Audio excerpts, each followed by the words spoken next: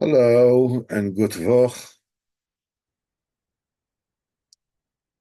This Shabbos was Parshas Chayesara. Amazing, amazing inyonim. Some of the deepest uh, Kabbalah inyonim are involved in this week's Parsha about this inyan of Avram Avinu purchasing Maras HaMachpelah from Ephron for 400 silver coins, silver shekels, basically laying the foundation of the fact that anything which retains in it an immense amount of kedusha needs to be purchased.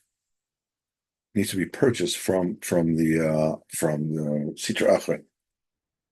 First of all, it has to go through the hands of the Sitra Achra, and then it must be purchased from them. In other words, they need to give it up voluntarily.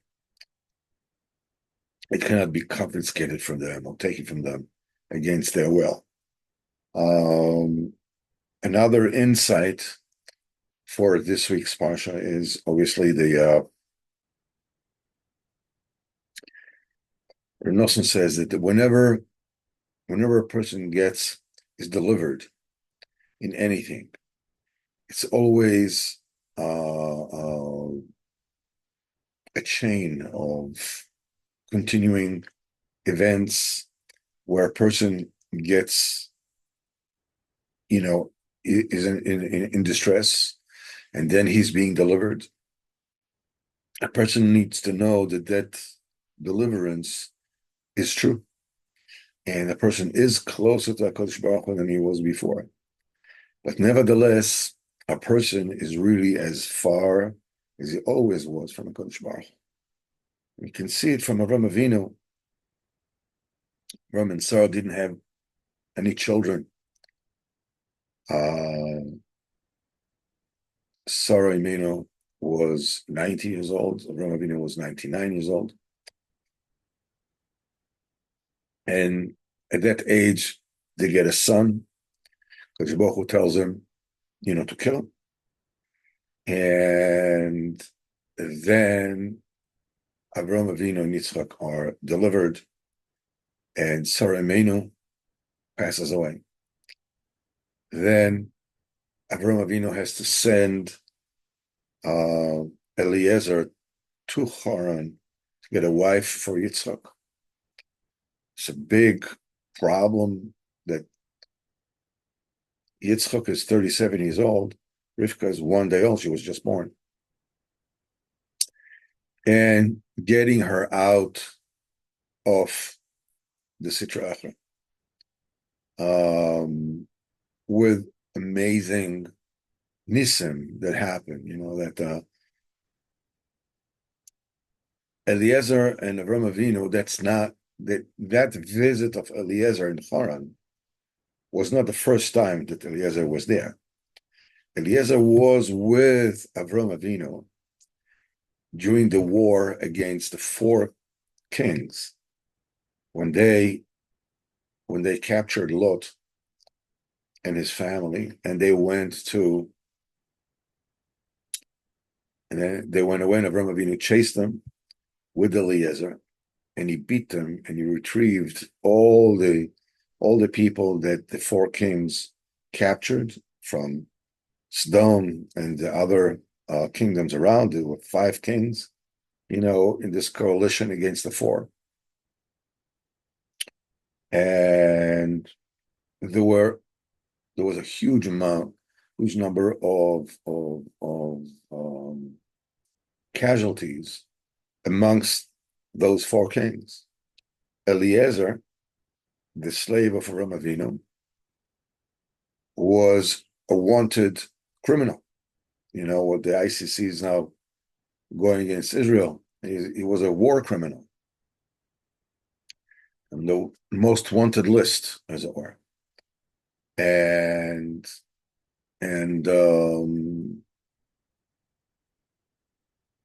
Eliezer nevertheless goes there.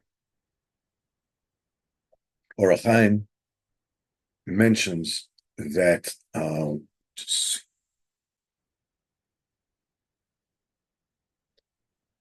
or Chaim HaKodesh mentions that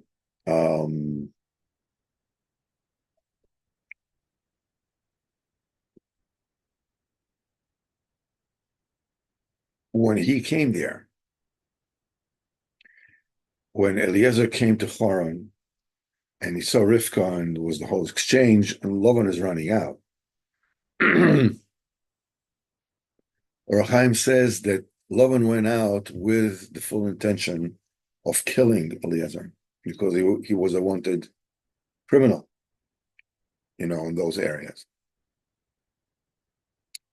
So when Eliezer sees him, just to tell you who we're talking about Eliezer, he said a holy name and he floated up in the air and the camels floated up underneath him, and both of them were floating on top of the well. Now Chaim look at what the verse is saying specifically. And it says, Lavan ran out to the men, V'inei oimed ala gemalim, he's standing on the camels, ala be'er, on top, on the well. So when you read it simply, it seems like, okay, he saw that Eliezer is standing by the camels, by the well. Why would the Chumash say that? Where did he know that this is where he was? He says, no, what the Chumash is telling you is specifically that Eliezer is above the camels and the camels are above the well. When Lavan sees that this is who Eliezer is, somebody who's capable of doing something like this, Lavan immediately changes his tone and says, come in, you're welcome, and this and that. And when Rivka agrees to go with Eliezer to become a wife for Yitzchak, basically she's 3 years old. So Yitzchak has to wait for 10 years before he can marry her. And then when he marries her, she is barren. And as we know, whatever it is, it went over them. And Yaakov Avinu, well, he went through more than all the other of us put together. It's always a story of deliverance. And you're getting closer to Kadosh Baruch Hu, and then you have to ask, to be delivered all over again. You always have to ask HaKadosh Baruch Hu to bring you closer and to take you and to save you. This share, by the way, is dedicated to Ilul Nishmas Eliyahu ben Fortuna, my friend that has passed away this past Wednesday. So, Yerushalayim B'ezrat Hashem, we will start with Sipurey Baal Shemtov for this week.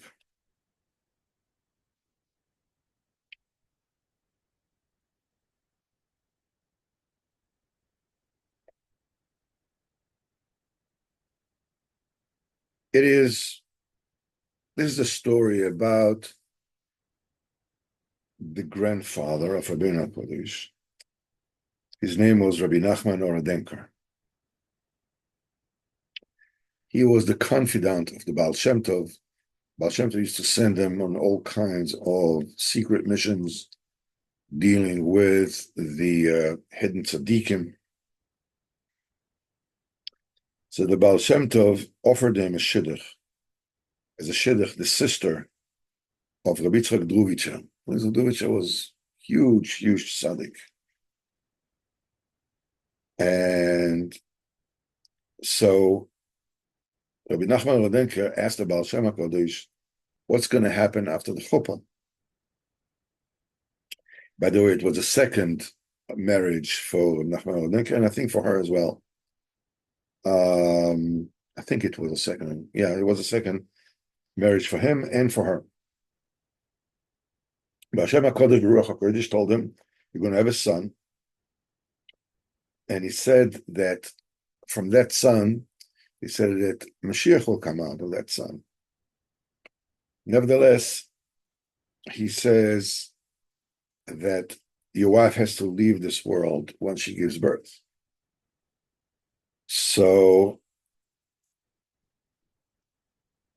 you have to ask her if she agrees to that. There's another version of the story, which I will tell you, but nevertheless, he says she agreed to that. They told her that, and she said that she agreed to it. And when the child was born, Nahum heard his wife daven and beg on Kodesh Baruch Hu she should have at least 1 month with 1 month to live to see the child. And he said he was very upset. He said it was such an auspicious time in Shamayim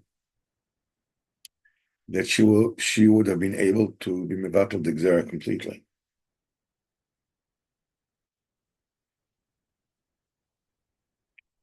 The other version of this particular story is that it was under the chuppah that Nahum Olenka himself, after the chuppah, he disappeared. And immediately. So his wife was totally shaken. What is she going to do? And she and her brother went to the Baal Shemtov, and the Baal Shemtov said, "Okay, he'll find out where Nahum Olenka disappeared to." And obviously he found out, and he called him and he asked him, "Why did you do this?" So he told him that when he was standing out of the chuppah, this is what he saw, Baruch HaKodesh, that they will have a son, and that son, will be, the father of, the progeny that Mashiach will come out of. But she has to pass away during the immediately after birth. So the Baal Shemtov called her and her brother, and he told them. So she said that if her husband is so holy, he's such a Ruach HaKodesh, he's able to tell such a thing, that then she's maskim. She agreed to that. And then she gave birth, and then she davened what she davened, and because of her Mesiras Nefesh, the Nachman Olenka said there was such an auspicious time in Shamayim that she could have asked for the decree to be annulled completely, and it would have been wiped out. The lesson that we learn from that is incredibly important.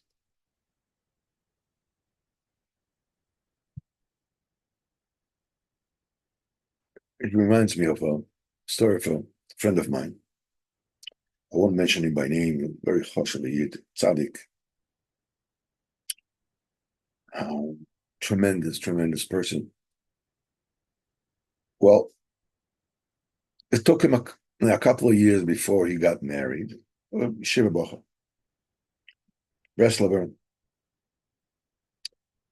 and he got that before he got married, he was so fearful for his kedusha that by his beidus he told Hakadosh Baruch Hu that he wants to get married, even if it means that he won't have children for 10 years.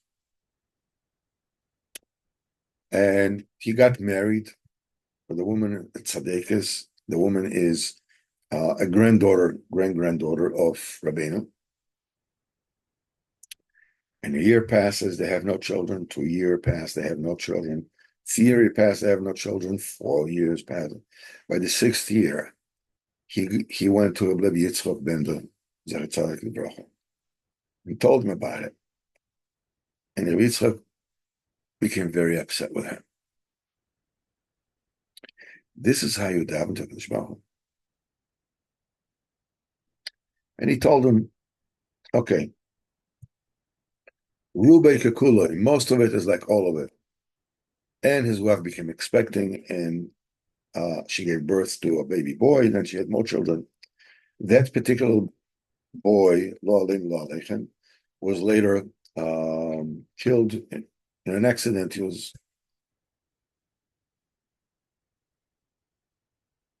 what we need to learn from this thing is this. You need to daven to HaKadosh Baruch Hu all the time. You need to be saved all the time. You need to be delivered all the time. Like we learned from Avinu, from Yitzchak, from Yaakov, all the time. But the second thing is, don't make no business deals with HaKadosh Baruch Hu. If you give me this, then that, and like making concessions, nothing. Whatever it is that you want, you ask for, and that's it. Don't try to haggle. Don't try to bribe a Kadosh Baruch Hu. Don't try to make any deals with him. Kadosh Baruch Hu can do anything and will do anything. Don't haggle. Don't make quick deals with a Kadosh Baruch Hu. Don't do that.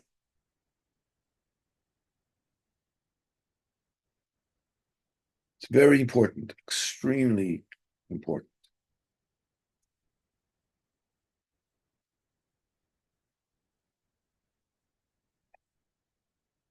Okay. Bezat Hashem, let's take a look at the Sichos Haran for this week. And I think nice is here. Let's just share Sichos Haran. Alrighty.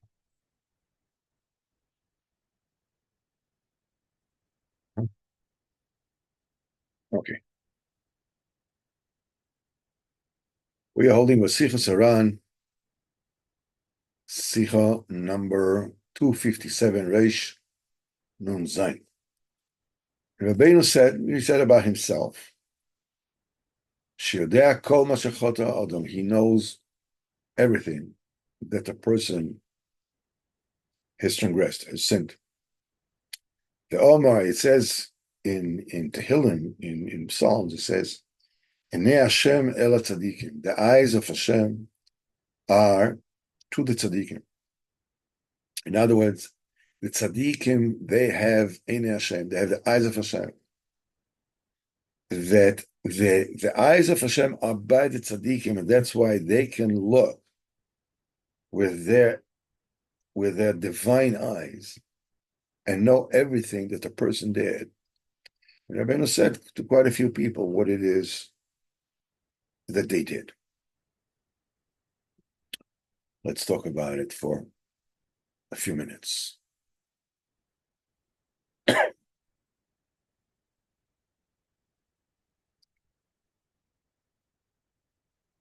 Why does Rabbeinu tell us that?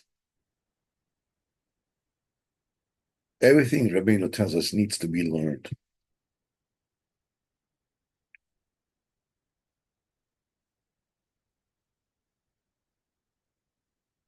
Our connection with the tzaddik is not because we want to belong to his club, because his club is the winningest club, whatever. Even though you should know that the various groups, the Hasidic courts, they are whatever it is, that there has to be what they call esprit de corps, that of the spirit of of the corpse of the force of the collective, like Chabad, Bells, or Gul, or any one of them. There has to be, they all act not just as it. There is a quote unquote social aspect to these groups, which is incredibly important. It's important because not everyone, can hold his own at any given time. And social pressure can help a person, adhere to the standards of that particular group during times when he himself would have, if he would have been on his own, he would fall off. So he's embarrassed, not to go to shul, because then all the people in the shul ask, well, where are you, or whatever it is. But it's very, very important. But there's something which is way beyond that. And we spoke about it during the shir on Thursday night. And that is, the tzaddik is Masaka Neshamis. It was at 1806 when Rabbeinu's child, Shlomo Ephraim, the holy baby that was Mistalik, that Rabbeinu said that when this baby was born, that it was already known when Mashiach will come, and so when this child passed away, so people could not possibly imagine the calamity that happened at all the upper world. And so Mashiach Bevadai won't come at that particular time that he foresaw. I think that he said it was pushed for 100 years. Then after Machal Zonosim was pushed off, and he says for another 100 years. Whatever it is, then Rabbeinu spoke a lot about the rectification of the neshamas of those who are departed. And he spoke a lot about it. He says the entire reason why he went, to Uman, and he wanted to be buried in Uman, is because there were hundreds of thousands of neshamas that died at Kiddush Hashem, and they died before their time, including tens and thousands of babies, children.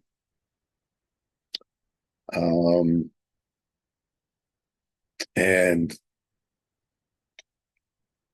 before Rabbeinu passed away, he said to us, he says, what have you got to worry, being that I'm going before you, I'm going ahead of you. The reason why we are connected to Rabbeinu HaKodesh is to fix our neshama in this world, in the next world. Rabbeinu said that, I think that we learned this particular sikha here, that when neshama leaves this world, the neshama, in fact, is in a great deal of danger. People think that the minute the neshama leaves this world and it goes to Olam Haba, that's called Olam Haba, that's Olam HaEmes. It's not yet Olam HaEmes. Only when the neshama actually is able to get to the final resting place in Gan Eden, then it is Olam HaEmes.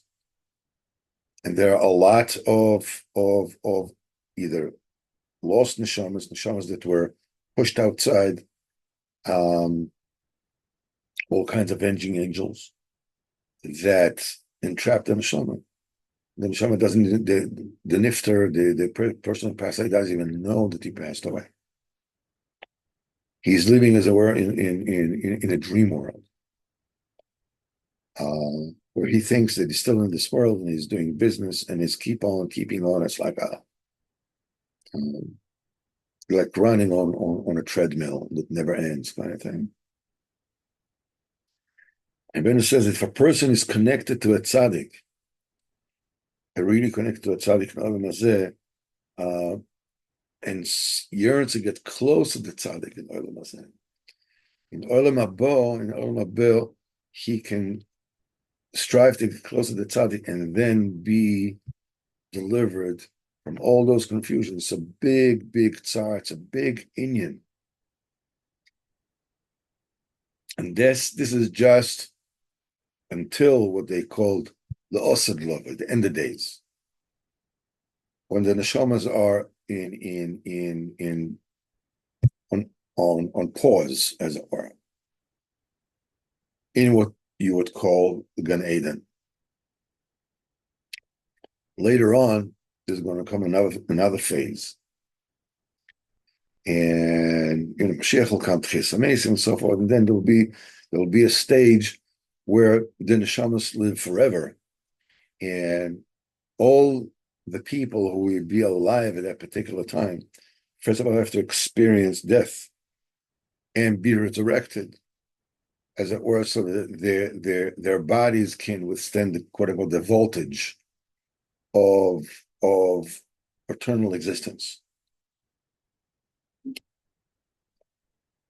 But there's also the Great Judgment Day, where the neshama is being totally cleaned from the last vestiges of impurities. And we said, Medrash says this, Shmuel Hanavi was extremely scared when King Shaul brought him up with the witch. He was extremely scared because he thought it was the Great Judgment Day, and he asked Moshe Rabbeinu to come with him, which teaches us that when you hide under the wings of the tzaddik, you can even pass Judgment Day in one piece. Shmuel Hanavi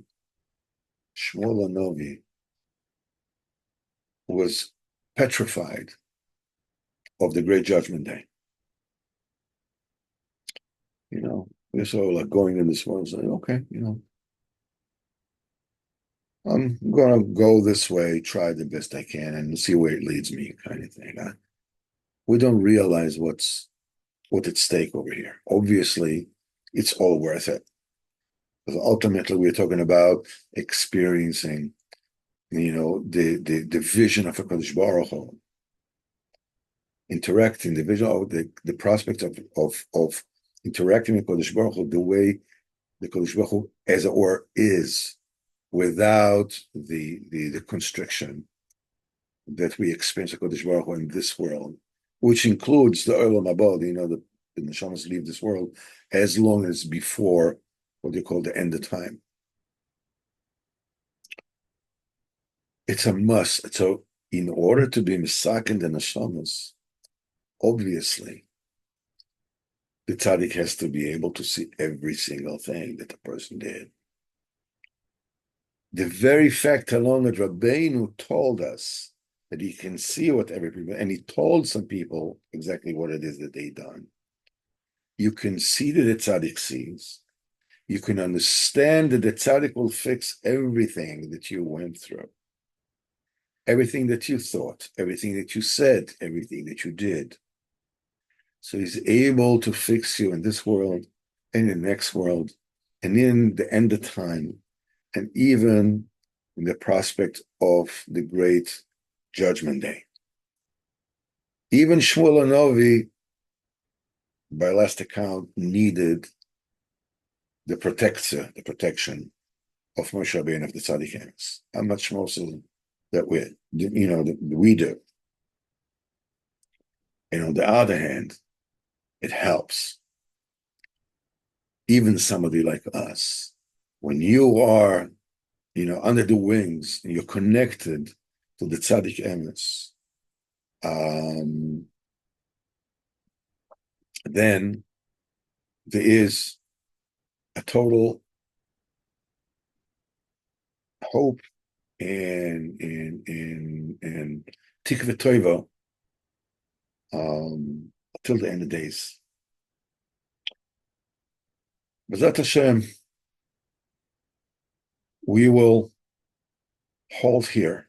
But Hashem, it's the first time after a long time we have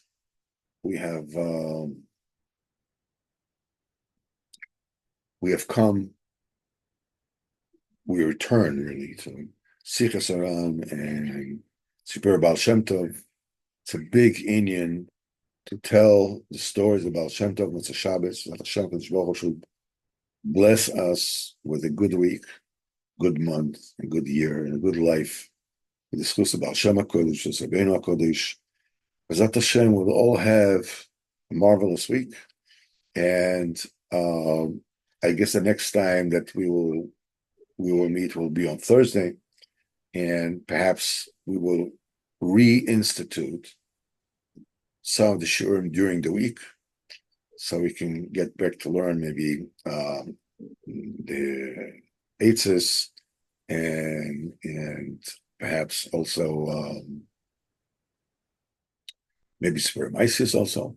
We shall see. Anyhow, we should have a good week, and B'ezrat Hashem, to see the Geulah Shleima, and B'ezrat Hashem, the coming of Mashiach, B'ezrat Hashem, soon nowadays. Call to and have a great week.